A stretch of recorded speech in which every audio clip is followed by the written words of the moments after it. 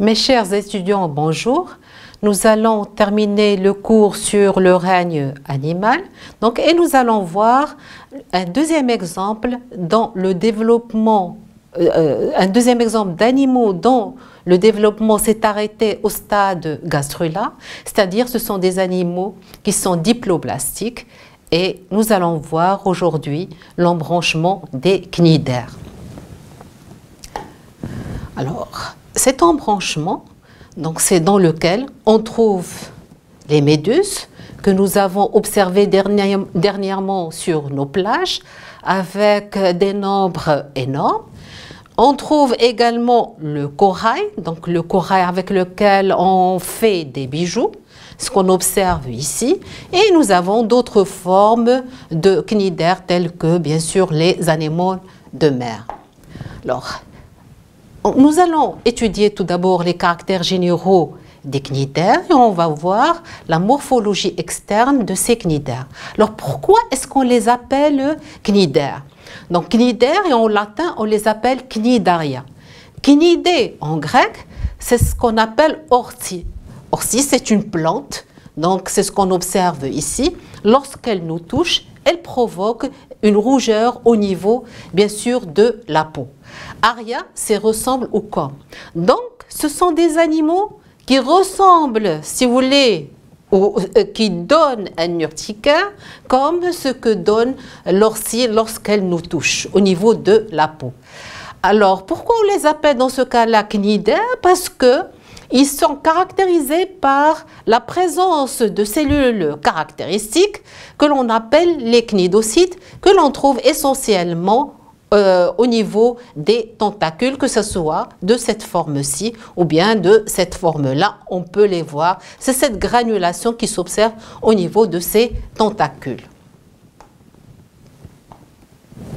Alors voilà, donc si on fait une coupe transversale au niveau du cnidaire, on peut les voir à ce niveau-là. Donc on peut les voir à l'extérieur, surtout au niveau de la région externe. Donc voilà, ce sont des cellules qui ressemblent à cela. Et c'est ce qu'on appelle aussi cellules urticantes parce que ça provoque cette urticaire, donc comme une allergie au niveau de la peau. Et ils sont caractérisés lorsqu'ils touchent un support, la libération de ce filament urticant. Et lorsqu'ils touchent notre peau, donc ça provoque bien sûr cette rougeur au niveau de la peau. On va voir essentiellement les caractéristiques de ces cellules-là tout à l'heure. Alors, pour ces animaux-là, ce sont des animaux qui présentent une symétrie qui est radiaire. Radiaire, c'est-à-dire on peut faire passer plusieurs plans au niveau de l'individu et on va avoir des parties qui se ressemblent. Donc c'est pour ça qu'on les appelle radiaires, c'est comme un cercle, un rayon de cercle. D'ailleurs, lorsqu'on fait passer des plans de symétrie, on va avoir des zones qui sont semblables. C'est pour ça qu'on dit qu'ils présentent une symétrie qui est radiaire ou biradiaire chez certaines espèces. Alors, pour la paroi du corps de ces animaux, ils sont formés par deux feuillets de tissu. Donc, nous avons l'ectoderme, c'est le tissu qui se trouve à l'extérieur, c'est ce qu'on observe ici. Ensuite, nous avons l'endoderme, endo c'est à l'intérieur, donc c'est ce qu'on observe à ce niveau-là, c'est ce qui est coloré en jaune. Et entre les deux, nous avons une substance gélatineuse qui sépare les deux tissus qu'on appelle la mésoglée. Alors, c'est pour ça que ce sont des animaux, des métazoaires, des animaux pluricellulaires et qui sont diploblastiques, ça veut dire deux, caractérisés par la présence de deux tissus, l'ectoderme et l'endoderme.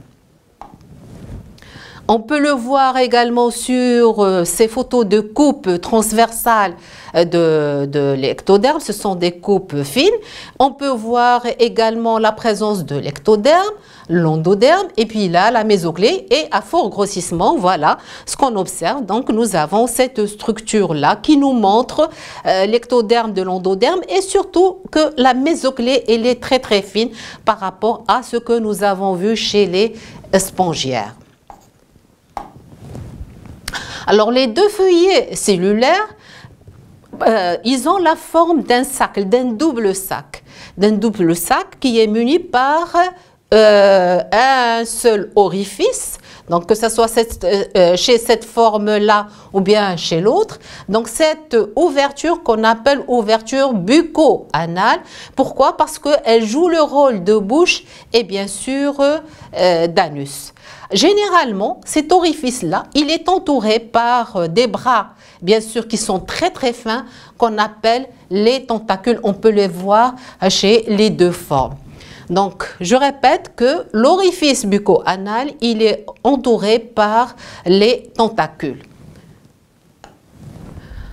L'ouverture, à partir de cette ouverture, on arrive à la cavité gastrique ou bien la cavité gastrovasculaire. C'est l'équivalent de l'estomac et de l'intestin chez ces organismes-là. On peut les voir même chez cette forme qui est la forme polype. Alors, chaque feuillet est tissulaire. Donc, lorsqu'on passe à l'organisation interne, chaque feuillet tissulaire, il est formé par une seule couche de cellules, que ce soit l'ectoderme ou bien l'endoderme.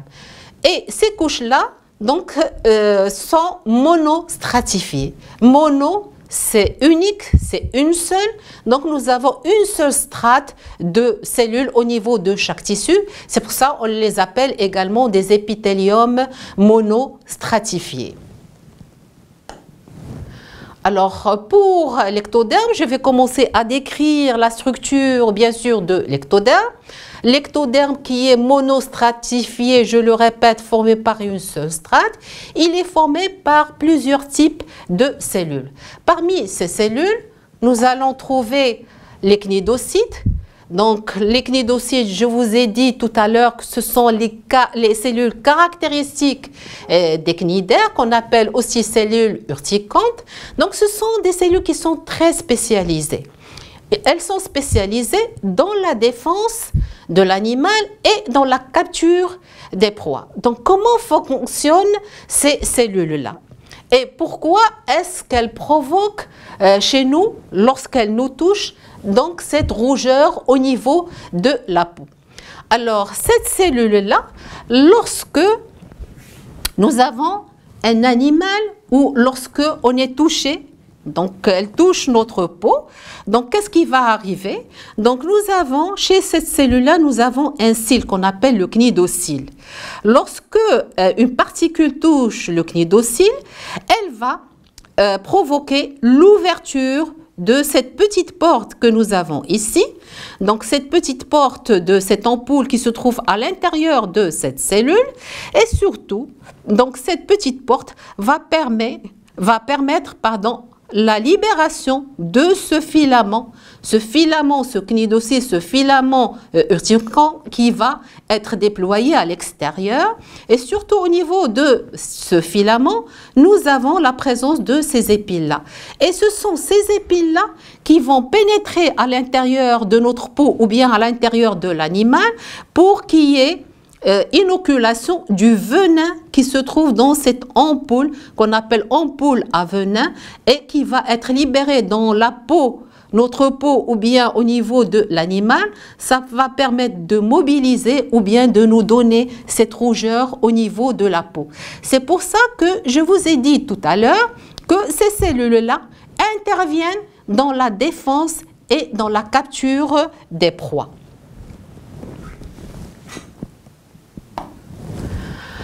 Nous avons le deuxième type de cellules, ce sont les cellules ectodermiques, qu'on appelle également cellules épithélio-musculaires. Donc, ils forment un revêtement. Donc, c'est le revêtement ectodermique. Nous allons trouver un nombre très élevé par rapport aux autres cellules. Et ces cellules-là, étant donné qu'on les appelle épithélio-musculaires, ils sont caractérisés par la présence de myofilaments. Lorsqu'on entend myo, vous avez entendu parler de myofibrilles dans le module histologie que l'on trouve dans le tissu musculaire. Donc, ils interviennent dans la contraction Et cette contraction, bien sûr, va permettre la contraction générale du corps de l'animal ou le corps du cnidaire.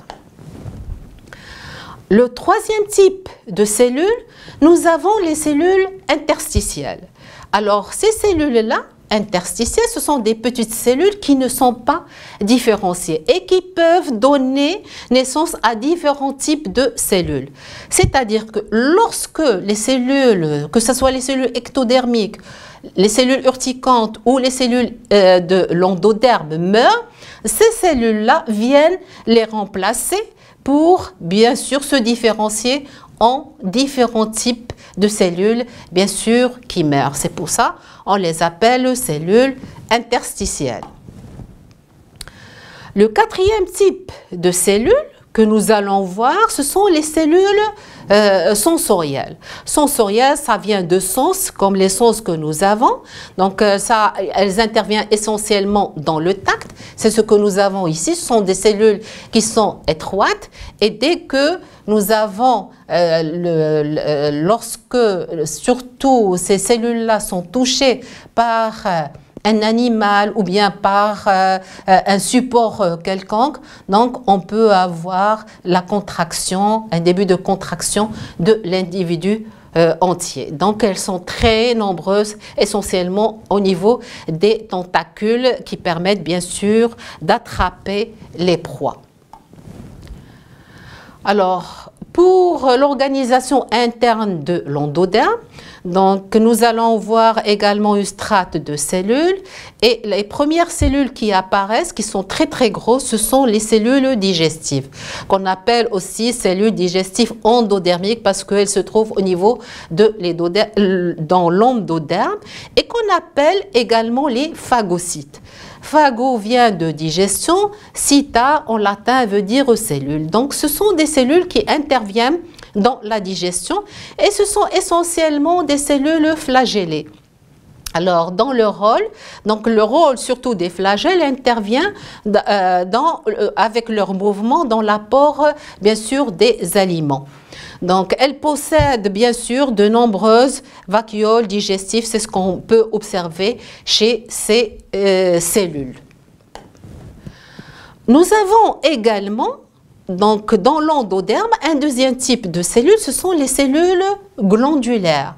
Donc, ces cellules glandulaires, donc, ils interviennent dans la formation du mucus pour, bien sûr, la mésoglée, et ils interviennent également dans la synthèse d'enzymes qui permettent la digestion à l'intérieur de la cavité gastrovasculaire des aliments qui pénètrent dans, bien sûr, cette cavité.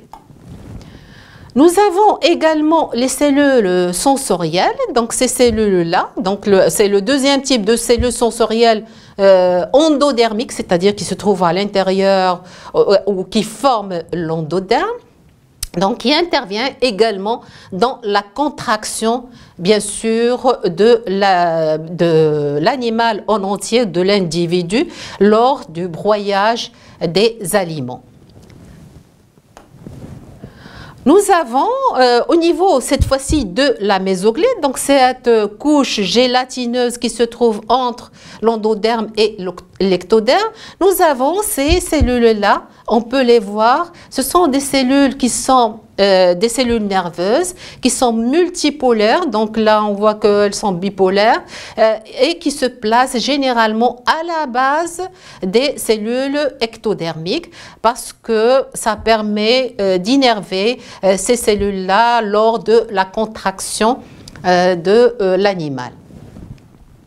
Nous allons trouver également les cellules interstitielles, ces fameuses cellules qui peuvent migrer de l'ectoderme vers l'endoderme lorsque, bien sûr, une cellule endodermique meurt. Donc, elle va passer pour, bien sûr, la remplacer. Par conséquent, on les trouve au niveau de la mésoglée. Alors, pour les types d'organisation des cnidaires, donc les cnidaires sont essentiellement des organismes qui sont soit solitaires, soit coloniaux. Donc solitaires, c'est-à-dire on va trouver un seul individu, d'accord, comme les hydres, les anémones de mer, également qui sont solitaires, soit coloniaux. C'est le cas par exemple de ce corail-là. Donc ces filaments que vous observez, chaque filament constitue un polype. Donc ils vivent associés et forment ce qu'on appelle une colonie. Alors, pour les types d'organisation des cnidaires, nous avons la présence de deux formes, la forme polype et la forme méduse. Alors, la forme polype, elle est benthique parce que les cnidaires sont généralement des organismes qui sont aquatiques. Ils vivent aussi bien dans les eaux marines que dans les eaux douces. Donc que ce soit les mares, les oueds, etc.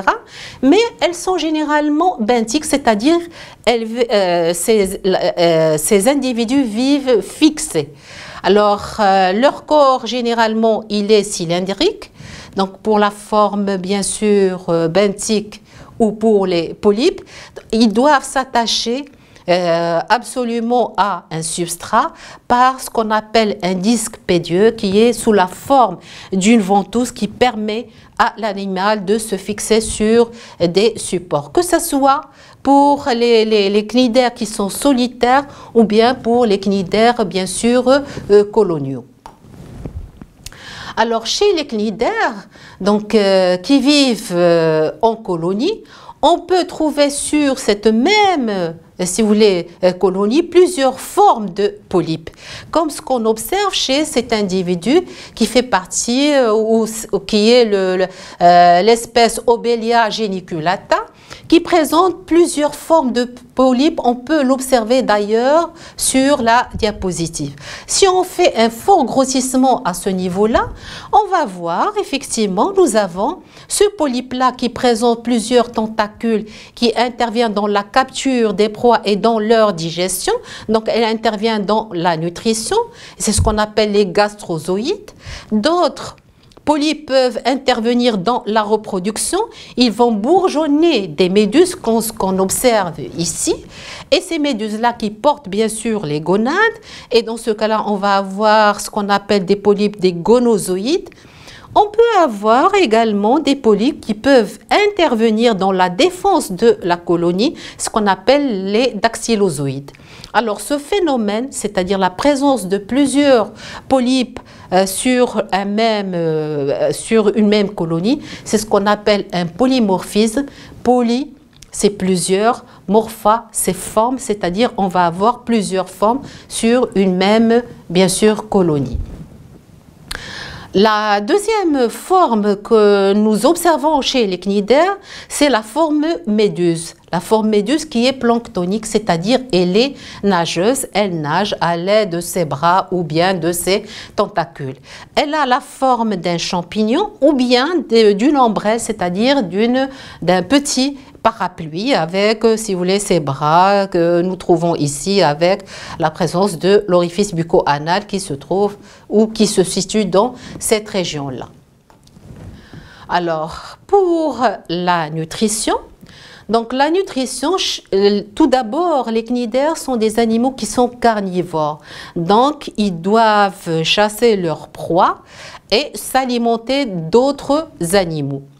Alors, la digestion, elle est à la fois extracellulaire et intracellulaire.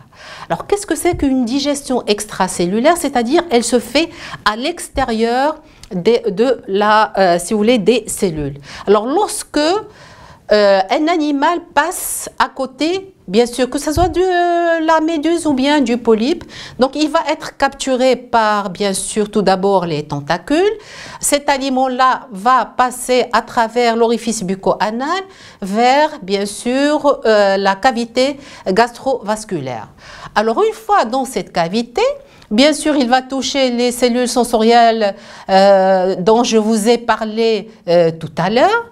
Et lorsque ils sont touchés, ils vont donner un ordre, si vous voulez, aux cellules ectodermiques ou les cellules épithélio-musculaires pour se contracter et à la fois on va avoir la libération d'enzymes à partir des cellules glandulaires donc, dont je vous ai parlé tout à l'heure. Nous avons les cellules glandulaires plus la contraction des cellules ectodermiques. Donc on va avoir le broyage bien sûr de cet animal-là qui va être coupé en tout petits morceaux qui vont devenir presque microscopiques. Et là, nous avons la première digestion qui se fait à l'extérieur des cellules. Une fois les morceaux sont très petits, ils vont être phagocytés par les phagocytes ou les cellules digestives, ces grosses cellules qui présentent plusieurs vacuoles au niveau de l'endoderme. Alors là, lorsque ces vacuoles se forment, ils vont rencontrer les lysosomes pour qu'il y ait une digestion complète de cet aliment-là. Et dans ce cas-là, on va avoir une digestion qui est intracellulaire. C'est pour ça qu'on parle dans la nutrition chez les cnidaires qu'il y a deux digestions, une digestion extracellulaire et une digestion intracellulaire. Donc voilà. Pour si vous voulez, pour la nutrition, je répète que nous avons une digestion qui est tout d'abord extracellulaire, qui est suivie par une digestion qui est intracellulaire. La digestion extracellulaire se fait essentiellement par la contraction, si vous voulez, de l'individu à l'aide des cellules ectodermiques et par la libération des enzymes à partir des cellules glandulaires, alors que la digestion intracellulaire, elle se fait au niveau des phagocytes, donc ces grosses cellules qui sont endodermiques, et bien sûr l'alimentation va être répartie au niveau de tout l'individu ou au niveau du cnidaire. Alors, le troisième chapitre que nous allons voir, ou le troisième paragraphe que nous allons voir, c'est la reproduction. Alors, chez les cnidaires, il y a deux types de reproduction. Une reproduction sexuée et une reproduction asexuée. Alors, pour la reproduction asexuée, qui se fait en absence des gamètes ou absence des sexes, nous avons plusieurs types de multiplication asexuée. Nous avons une multiplication par bourgeonnement, par division binaire et par régénération. Alors, on va commencer par la reproduction asexuée par bourgeonnement. Au niveau du cnidaire, donc on peut avoir l'apparition d'un bourgeon, donc il va être muni de tentacules et avec bien sûr l'orifice bucco-anal. Donc on voit que c'est un petit individu qui est attaché à l'individu père, qui va subir une scission à ce niveau-là. Il va être libéré pour redonner un individu fils entier. Alors le deuxième type de reproduction que nous pouvons voir chez bien sûr les cnidaires, c'est une reproduction asexuée par division binaire, et là on va la voir chez bien sûr le genre Aurelia. Donc ce type de cycle de développement, on peut voir Aurelia. Donc après la fécondation, on va avoir la libération de cette larve qui va se fixer, et elle va nous donner bien sûr la forme polype. C'est cette forme-là qui va subir une division transversale. Donc on peut le voir ici, pour nous donner bien sûr des méduses, des petites méduses qu'on appelle Ephira, qui par la suite va se développer pour donner bien sûr un autre individu entier avec ses gonades et mature essentiellement. On peut le voir ça sur cette photo-là. À partir de la larve planula, nous avons après fixation la formation de ce polype-là, le scyphostoma, qui subit une lacération ou une division qui est transversale pour la libération. Bien sûr, c'est une strobilisation, on l'appelle également, donc pour avoir la formation de petites méduses, donc qu'on appelle Ephidra, qui va nous donner donc la méduse entière. Et puis après, nous avons ce qu'on appelle la régénération. Alors la régénération, on la trouve par exemple dans le cas de l'hydre. Alors si on coupe l'hydre en deux, donc chaque partie de l'hydre va régénérer l'autre partie manquante. Donc c'est ce qu'on observe ici. Donc à partir d'un individu donc, qui subit une amputation ou une division, je répète, chaque partie va régénérer la partie manquante. C'est ça la division par régénération. Alors pour la reproduction sexuée, donc selon les groupes zoologiques, donc les gonades essentiellement, ils peuvent être placés ou se retrouver chez la forme méduse, comme ce qu'on observe ici, nous avons les gonades qui se placent ici, soit au niveau du polype, on peut le trouver, c'est comme un bourgeon qui apparaît, mais ce sont des gonades qui vont donner bien sûr les gamètes, puisque la fécondation, elle est généralement externe et se fait dans l'eau.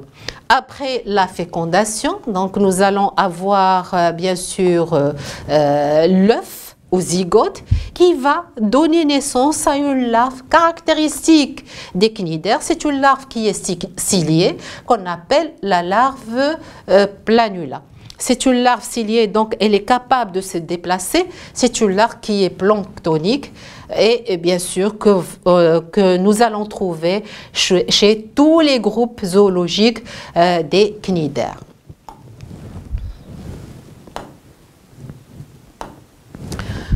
Alors pour les cycles de vie ou le cycle biologique, donc le cycle biologique des cnidaires, il se caractérise généralement par la présence de deux phases. Une phase dans laquelle on trouve les méduses et une autre phase dans laquelle on trouve la forme polype. Selon la durée de la phase méduse et de la phase polype, nous allons trouver plusieurs types bien sûr de cycles de développement. Alors, on va commencer par ce cycle-là où la phase méduse, la durée de la phase méduse est égale à la durée de la phase polype. Et nous avons bien sûr les deux formes au niveau du cycle de développement. Là, on le trouve chez le Obelia geniculata.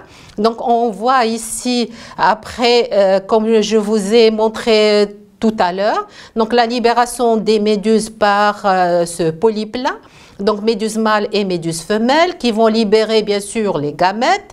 Donc on va avoir après fécondation la formation de la larve planula qui va se fixer et redonner bien sûr le stade polype, donc avec les différentes formes bien sûr de polypes. Chez d'autres cnidaires, donc nous allons trouver bien sûr presque uniquement la forme méduse ou le stade méduse, alors que la forme polype elle est presque absente. On la voit uniquement lorsque la larve planula se fixe sur un support pour donner ce stade polype uniquement qui va subir des divisions pour donner bien sûr les méduses. Le troisième type de cycle, c'est lorsque nous avons l'absence du stade méduse ou de la forme méduse. D'accord? Donc la phase méduse, elle est absente. On le trouve chez l'hydre d'eau douce. Donc là, les gonades se placent sur l'individu. Et bien sûr, après la libération des gamètes, la fécondation, elle est soit externe, soit il reste fixé sur l'individu femelle. Et puis après éclosion, on va avoir bien sûr la larve planula. Alors pour la classification, donc je vais vous donner uniquement les 4 classes qui caractérisent cet embranchement, les classes les plus importantes qui caractérisent l'embranchement des cnidaires.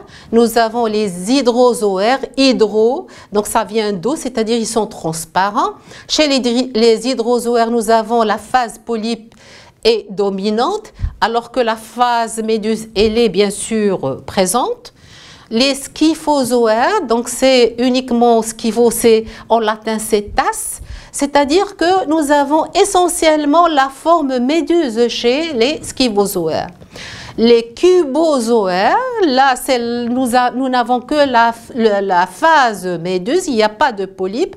Cubozoaire, parce que là, la méduse, elle est cubique, c'est ce qu'on observe ici. Donc, il n'y a pas, je répète, de phase polype.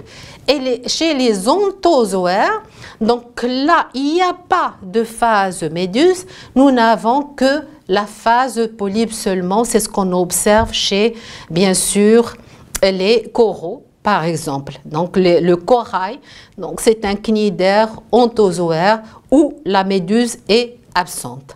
Alors je termine avec le cours de l'embranchement des cnidaires. La semaine prochaine, Inch'Allah, nous allons voir surtout la structure d'autres animaux triploblastiques, à savoir l'embranchement des platelminthes, et je vous remercie.